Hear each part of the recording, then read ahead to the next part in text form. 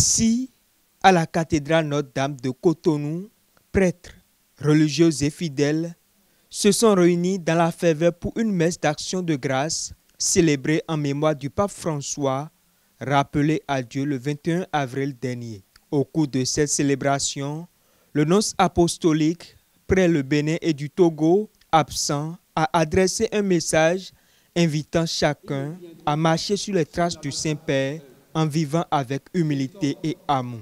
On va vers les autres pour leur porter Dieu et pour les amener à Dieu, non pas pour leur reprocher leur comportement.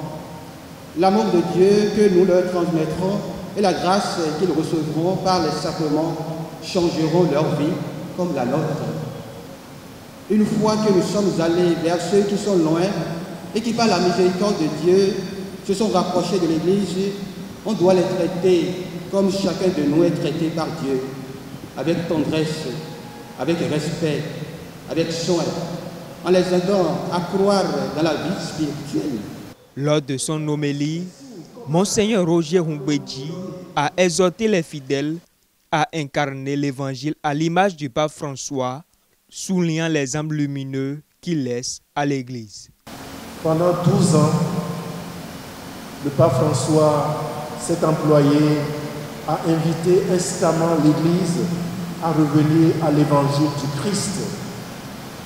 Les actions sociales de l'Église et ses nécessaires interventions dans le champ politique et diplomatique n'ont de sens que parce qu'ils sont inspirés, voire dictés par l'Évangile.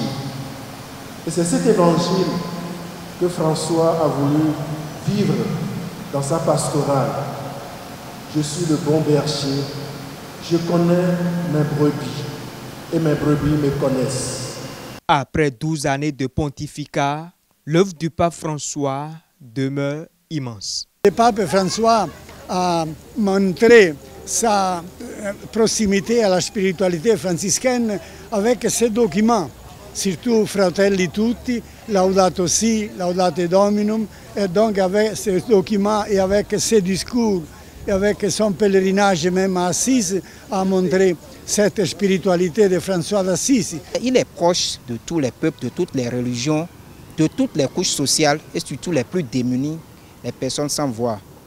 On a vu à plusieurs reprises, à la veille de sa mort, quand le vice-président américain allait lui rendre visite, il a été catégorique, il est contre le capitalisme qui n'est pas humain. Il a dit au président américain Donald Trump, il a dit à l'Union européenne de laisser l'Afrique avec ses ressources, de laisser l'Afrique se développer. Son engagement pour les pauvres, la paix et la protection de la création restera gravé dans les mémoires.